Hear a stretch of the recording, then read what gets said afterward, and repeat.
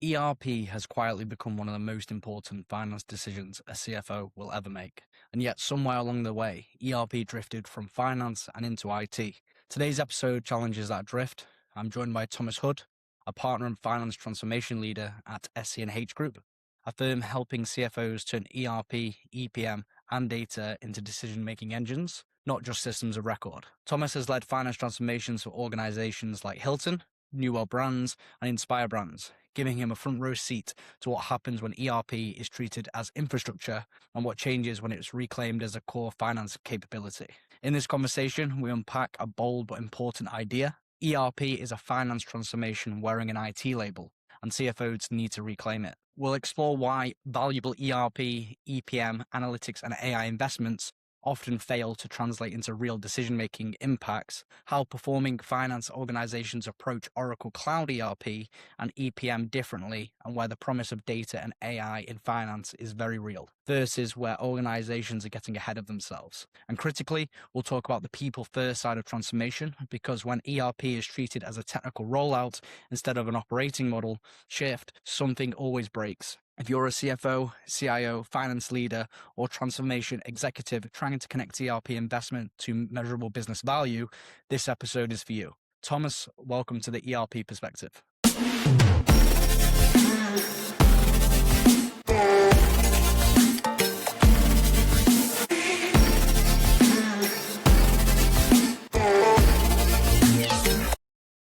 Good morning, Tom, and welcome to the ERP Perspective. Thanks, George. Glad to be on here. It's great to finally speak. I know we've been speaking for some time around bringing you in SC&H onto the ERP Perspective, but I'm really glad the day has come. But yeah, it's great to have you on the show. I mean, this title for the episode as well, I really did like. ERP is a finance transformation wearing an IT label, and CFOs need to reclaim it. I think it's really fitting for SC&H and what you guys do. But before we get into that, would you like to give the audience sort of a little background on who Thomas Hood is and who SC&H are? Yeah, absolutely. So a little bit about SC&H. We're a national consulting and CPA firm. So we're headquartered over in the Mid-Atlantic area, right around DC. We have around 450 people in our firm, and out of that 450, we have around 80 in our enterprise advisory and transformation group, which I'm a partner in. So that group is heavily focused on the Oracle Fusion ERP stack, Oracle EPM, as well as data solutions and data governance. And so we've been around the firm as a whole has been around for probably about 35 years, and our group itself has been around for 25. We've really just grown organically over the years from working with our clients, doing a good job and kind of following them onto the next place here. But we've seen really the evolution firsthand. I've had around 15 years of experience doing this, where we started with all the on-prem solutions back when it was Hyperion, before Oracle took it, became Oracle Hyperion. And then now we're at this inflection point where you have all the cloud solutions, and now the rise of AI permeating through all of these solutions and around these solutions as well. So there's certainly a pretty big challenge for finance groups to really understand what is real with AI, right? What is actually possible, what is happening. And so I'm looking forward to talking through this topic with you, just because it is very important for finance to have a very clear view through all of this in order to be successful in their transformation here. 100%, Thomas. And I know to summarize your position and what SC&H do, you guys help CFOs turn ERP and EPM and data into decision-making engines, not just a system of systems of record, essentially. Yeah, exactly. We lead everything from the strategy side of the equation. So road mapping out the transformation, figuring out really where finance needs to go, and then actually implementing those solutions, rolling them out and supporting them. So we kind of see everything from the beginning to the end around this, and have really worked across industry doing these types of engagements. Thinking to our title of the episode, I know ERP decisions are often end up owned by IT, even though finance lives with the outcomes. Why has ERP drifted away from CFO ownership, and what does that disconnect cost organizations? Yeah, I think it's a very interesting time in the market. Again, everyone's getting pulled in every direction. So everyone's pretty tapped out. And so in some cases, we have seen finance take the lead on these initiatives, and that's where they're most successful. In other cases, IT start the initiative because they're the ones who are owning the on-prem solution, and they make the decision and say, hey, we need to move to the cloud. They go ahead and kick off the system selection. Finance may be involved as a proxy or just kind of on the side, but they're not oftentimes taking in the broad roadmap of what systems are already in place, what works well, what isn't working, and then more importantly, what is finance really trying to shift into.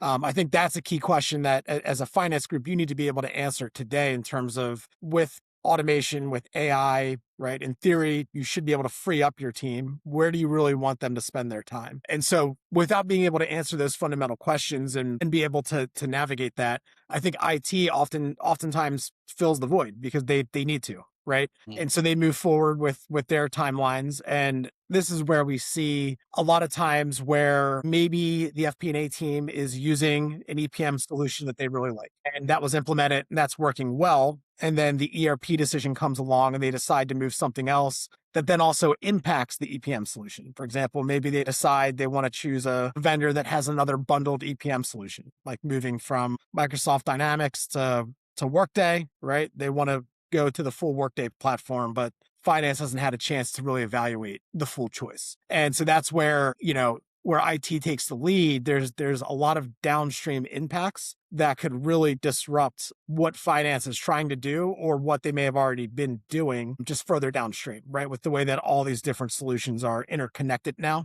and Yeah. need to be working in concert to really deliver the full value. 100%. So, I mean, you've led finance transformations for organizations like Hilton, Newell Brands, and Inspire Brands as well. From that vantage point, how should CFOs really think about ERP's role in enabling planning, forecasting, close, and decision making? Yeah. I think there's two pieces to it. One is, and this has been a trend that we've seen coming out of all of the conferences that we've been speaking at and just from working with our clients. So this is kind of across the Gartner CFO Conference, North American Finance Executive Summit, AICPA's Future of Finance Group. There is a big drive for finance to own more of the data, right? So it's becoming essentially the chief data officer type role or having that capability roll up under finance. Because at the end of the day, all the data throughout the organization, it needs to be trusted, verified, and be able to be used in decision making. And everybody needs to know exactly how it's being used. And so ERP, right, really being the heart of the organization where everything pumps through that at the end of the day, that is where finance needs to have a particular strong role in understanding what is coming in from an ERP functionality. And when you're going into a new ERP, what does the new, not only chart of accounts need to look like, but what does the enterprise data model need to look like beyond even the ERP? And really trying to figure out how ultimately are we going to take inventory of all the data throughout the organization and take advantage of that. And that kind of goes into then being able to go further and deeper down into planning processes and having more streamlined approaches in analysis, decision support, and all of those components there. So I think that's a key piece. And then again, I think having the overall vision is absolutely critical for finance and not just viewing these solutions as a tool, but viewing them as a change agent. And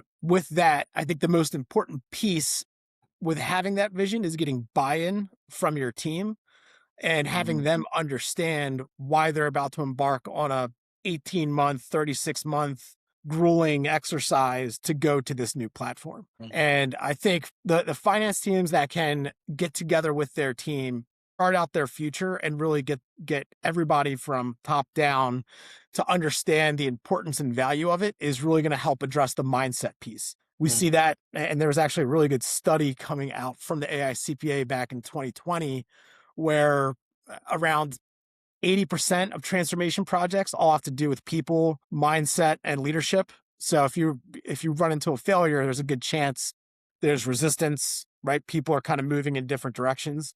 So I'd say understanding the strategic value of data and then understanding the vision for finance and being able to communicate that and have buy-in to it are really two key ingredients that are really important that ultimately make everything else easy, right? So if you have all the right data, the right models, you're able to take that, extrapolate that, pull that downstream into EPM systems, into data solutions, all those different components. But it's got to come from the top, and it's got to come from finance really owning those two pieces before embarking further down into the actual implementation there. Yeah, 100. I mean, the change management aspect that you mentioned there, the education and the confidence that you need to instill in the people is essential for any transformation, because as you mentioned, 80% of the project, or 80% is obviously a massive number. But people move into that sort of finance approach, or that finance ownership. Is that sort of a trend that you're seeing a lot of at the moment? Obviously through SC&H. Yeah. Yeah, absolutely. Definitely seeing a big movement in there. I think the other piece that's also coming up is upskilling, right? So we see this trend all the time at these finance conferences. And going back to just the vision and why IT is usually in there is there's a pretty big skill gap a lot of times in finance, to where they don't know what questions to ask, or they don't know, right? They don't really understand the implication of some of the project aspects or decisions that are being made. And I think that's where the finance teams who are more involved, and we've seen a pretty big shift in joint ownership of these applications, where there's a finance transformation group that owns them, that rolls up into finance, or even in some cases for the EPM solutions, finance may completely own them with minimal IT involvement, more for security, data integrations, and everything. But finance owns the actual updates, maintenance, and they need to do that because they need to move fast. It's essentially just like when Excel came out. If you think about it that way, you'd have people in finance that would write crazy macros and all that kind of stuff, and the people who were the best at it, right, gave the most value to finance. And it's a similar type of thing, where these,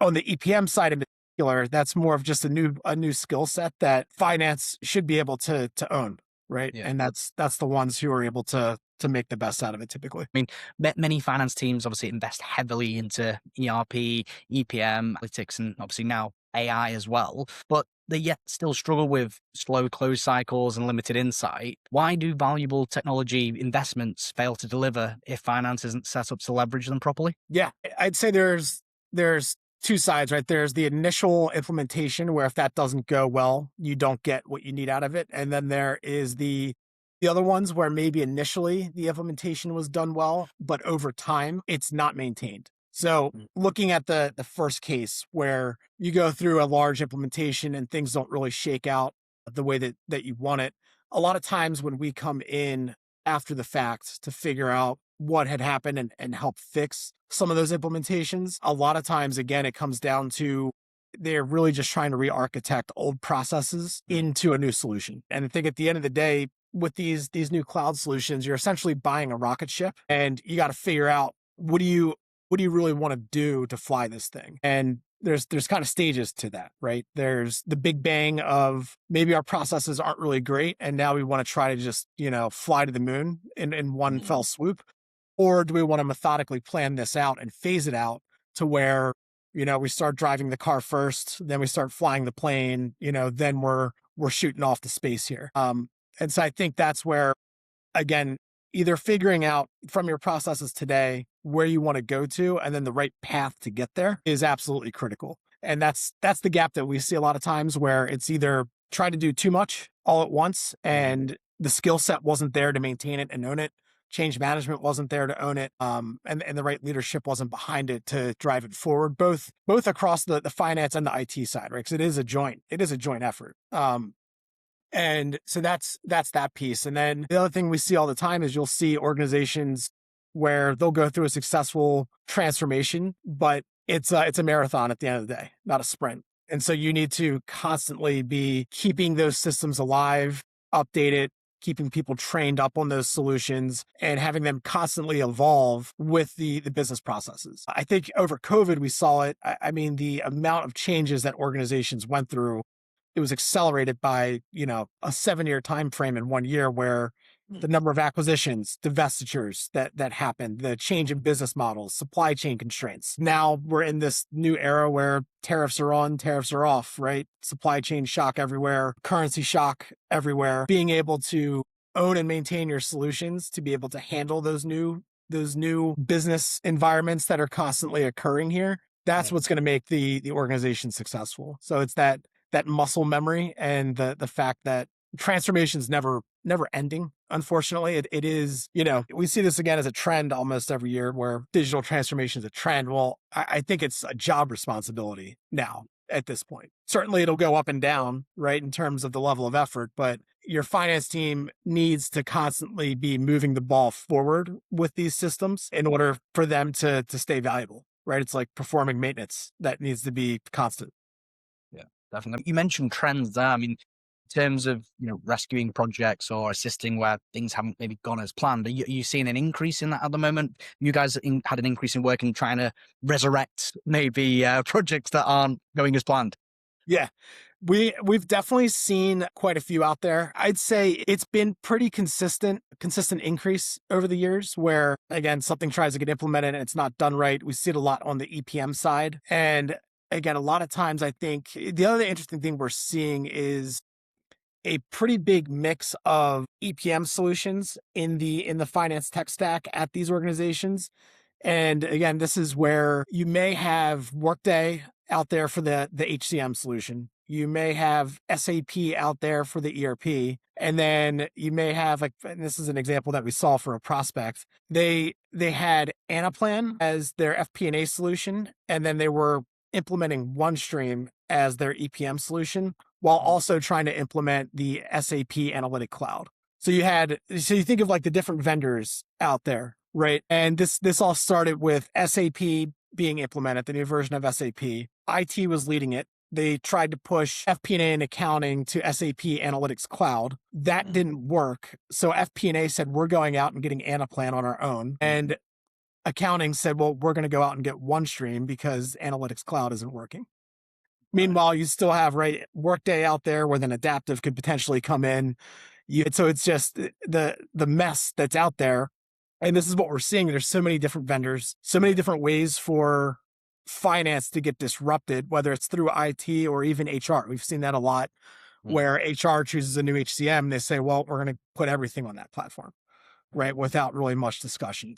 This is where a core tenet of finance needs to be really understanding the tech stack from beginning to end and understanding all the pieces that fit together. Yeah. And it's not easy, right? You go to the Gartner CFO conference, and I mean, the amount of vendors there is endless, right? It's a floor of vendors, and we're out there, of course, in the middle of it. But you have every cloud application saying it can do everything. And that's really not the case. So I think that's where having that good understanding of what actually worked well in practice and the roadmap for some of these products is absolutely key. Yeah, definitely. I mean, one more topic on sort of the trend side. I know it can be case by case and it depends on the business and what they're looking to achieve. But you mentioned obviously that big bang approach to digital transformation on ERP project, and then doing it in a sort of slightly slower and more strategic way. Are you seeing any trends there? I know it is very dependent on the business, but are you seeing any people maybe slowing down that sort of big bang approach, or maybe just saying, right, we want to go live all at once? I think we've seen more of a trend where it is more phased out. Of course, it's very dependent on the existing ERP that people are on. Sometimes the end of life is coming up. So I think my message to finance leaders would be, don't wait until you have a year left to get off of your current ERP, because then your options significantly go down. And so that's where understanding and working with IT to figure out what is on the horizon, what can you start doing now, could really help reduce the risk of the implementation and really reduce the stress that people are going to be under. It's absolutely key. On the EPM side, I mean, you've managed one of the largest Oracle EPM practices in the country. What do high-performing finance organizations do differently when implementing Oracle Cloud, ERP, and EPM to ensure they actually improve decision-making? Yeah. It really starts at the beginning and it goes back to the vision, but it also gets people, you need to get together and really understand, if you're going to change your process, what does that mean? And that can take a long time. So for example, if you're trying to get to a new way of handling driver-based planning, and this is an example for Hilton Hotels when we did this, you have various different hotel brands, you have various different ways to plan across 170 countries, and getting everybody in the same room and actually agreeing that here's how our allocations are going to work. Here's how the different methods that we can plan our P&L, the different drivers and calculations that we're going to use. we're going to standardize it and you get options, but here are the 5 options that you get for planning room revenue, for example. So it goes back to the old saying that all transformations are linguistic, where you got to get people talking and you got to get people really understanding and bought into what it is you're trying to do, which is it's harder than it sounds the bigger the organization is, especially when you involve operations versus corporate, right? Different perspectives, different challenges. And so it's really sorting that out and getting people aligned and bought into here's how we're going to do things in the future. Absolutely be critical. And that goes all the way down to the back office processes, all the way up to the forward looking value piece. And I think this is where things are getting even more important for this is with AI, of course, being embedded into these solutions, and Oracle in particular, with AI across the ERP, supply chain, HCM, and EPM. This is where that initial agreement setup and approach is absolutely key. And then also, again, finance owning that data is going to be absolutely key because that's where the value of AI is going to be able to be unlocked. You mentioned obviously they're trying to harmonize those different sort of business units and putting them together, but it sounds like you had a lot of success with obviously Hilton Hotels when you helped with that project. Any sort of advice on, I know it's more on the change management side, but any advice on sort of trying to harmonize those different views and different business units together? Yeah, I'd say communicate often and early is absolutely key. I think this is like the opportunity to do a mini internal promotion of the project and really try to get people bought into what's going on. We've seen a couple of our clients do that where I think they called it the sizzle video of trying to build excitement behind here's why we're doing this. This is why this is so important. This is a key strategic decision from all the way up from the top that's going to impact everybody all the way down to the bottom. And it's necessary for modernization. I think those tools were actually pretty effective in getting people bought in. That when you go into these design and requirements meetings, at least people understand what's being done, right? You're always going to get some level of resistance, but at least the more people are exposed to it, the more they can hear from leadership about why this is important, the more they're going to be willing to want to contribute in a positive way. Yeah, that excitement or that sizzle, Yeah. you like Yeah. to call it, that is definitely important. If people are happy and motivated and confident and excited around something, then it's most of the time going to be a more positive approach. I mean, talking about excitement, I know there's huge excitement around cloud, analytics and generative AI in the finance sector. Where do you see real practical value today, and where are organizations getting ahead of themselves without the right foundations for this? Yeah. So I'd say this is a really challenging time for finance, kind of going back to my comment about when you walk into Gartner, you see, right, all these different vendors out there. You have all these different large language models out there. You have all these people saying, oh, you can use Claude, you can use ChatGPT, and all the advice out there is, oh, go start a pilot. That's a pretty nebulous task to start a pilot with the goal of getting it to actually scale in the organization if you're using a separate AI tool that's not really embedded into your process. And so where we're seeing the most success with actually using AI, and I'm not talking about personal productivity, right? Because everybody can use that today for emails and stuff and should be.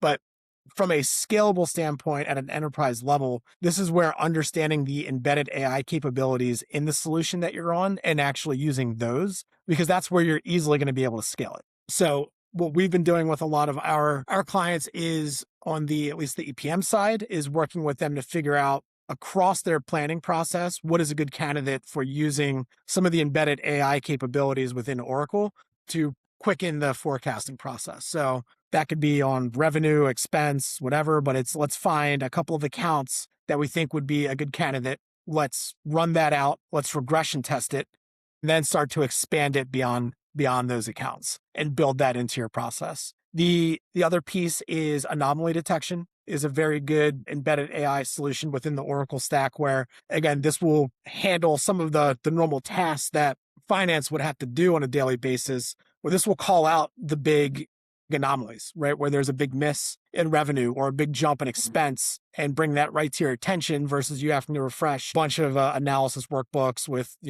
this minus that or whatever. So those are the areas. And then I think on the ERP side with the embedded AI, the AI Agent Studio, which is coming to the EPM solution as well. There's tons of pre-built agents already in there. And so I think taking advantage of those and figuring out where you can deploy those is really the first step. Tons of opportunity, but again, it all goes back to having the right data model, having everything working in concert. But I will say, I feel like this year is going to be the year where the embedded AI in these solutions really does go to the next step here for the organizations that have done the hard transformation work here and really have that strong foundation in place. Definitely. I mean, like you said, this year there's going to be so much change, not just ERP finance, but yeah, the whole tech industry with AI and how that advances, especially with the new AI agents coming into play and how that's going to sort of revolutionize the industry. But I know, SC&H, focuses a lot on the people first mindset. But why is stakeholder engagement and co-creation so critical in finance transformations? And what breaks when transformation is treated as a purely technical exercise? Yeah.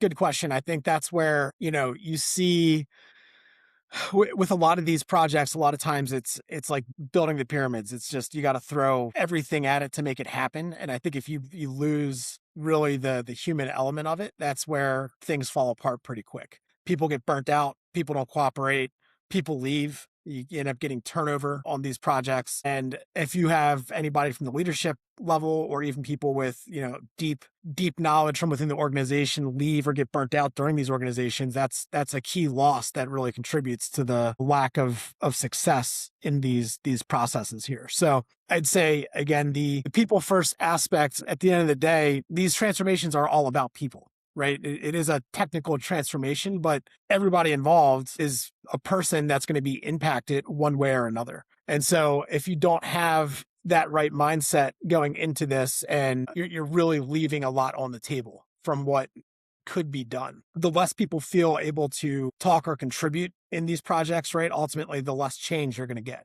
So again, having that bought in vision where people not only understand it, but also feel safe in communicating what's happening is really important. I think a lot of the hesitation also comes from these transformations is my job going to be replaced? Right? That's the natural thing. If you've been there for 25 years, you're, in AP or whatever, you're like, well, if we go to this new product, is it going to automate my job away? And I think, again, with finance if they have the right message and plan of here's what we're transforming to, people will be able to understand what they may be doing in the future or what they would have the opportunity to do in the future if they're not just doing routine tasks that aren't really rewarding, right? What could change? What could you be doing different in the organization out there?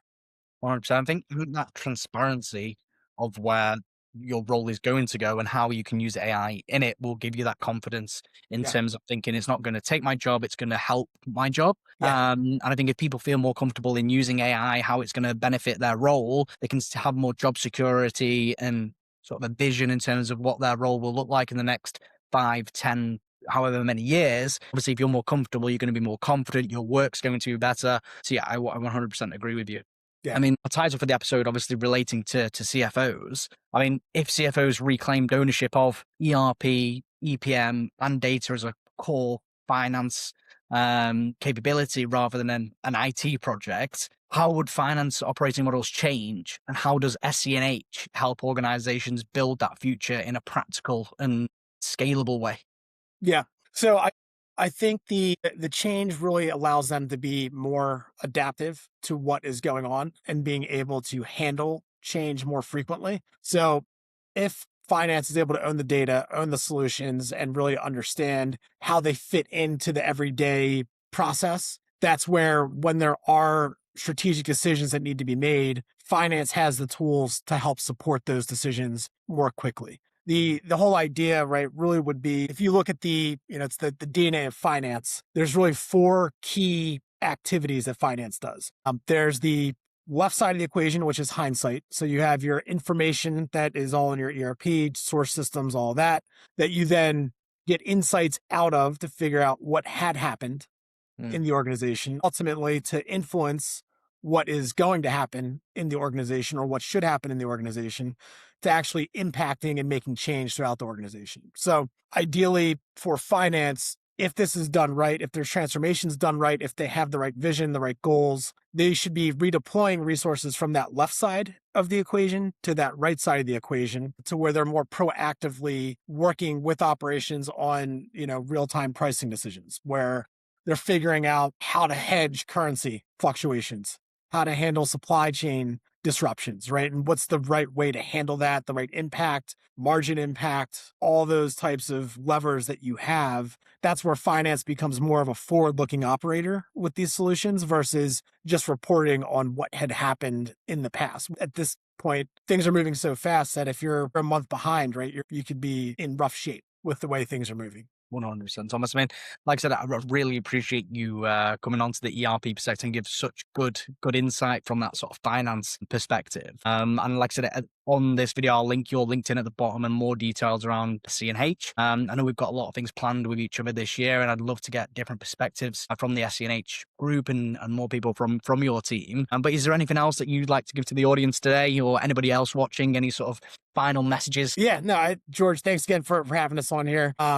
Really glad to be a part of this. And I'd say for finance professionals who are trying to figure out where to go next, I'd say the biggest thing that you could do is really get out to some of these other conferences to talk with other people to figure out what's working and what's not working. Of course, you can have someone like me up here who implements this saying one thing, but I think for anyone who is unsure of where to go next, I would really suggest looking at conferences like the North American Finance Executive Summit, the Gartner CFO conference, and then the other one, which I think is really, really good, is the American Institute of CPAs Future of Finance. So I would say look at going to some of those conferences and look to actually talk and network with others out there to figure out what they're doing and learn from them. I think the community aspect is really important in navigating this, and being able to talk with others is really key. So hopefully if you do attend, look us up. We'll get at all these conferences and we can talk more. But other than that, I'd say hang in there and keep trying to steer the ship here.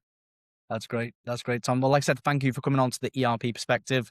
I'll put all your details below this video and more details around SC&H. And yeah, I look forward to collaborating with you guys and sharing your message. Awesome. Thank you, George. Thanks, Tom. Thomas, thank you for sharing your perspective and for such an insightful conversation. And to everyone listening, if this episode helped you rethink ERP, finance transformation, or leadership alignment, make sure you subscribe to the ERP Perspective so you don't miss what's coming next. We'll continue bringing you real conversations with leaders shaping enterprise technology and transformation. Thank you for listening, and we'll see you on the next episode.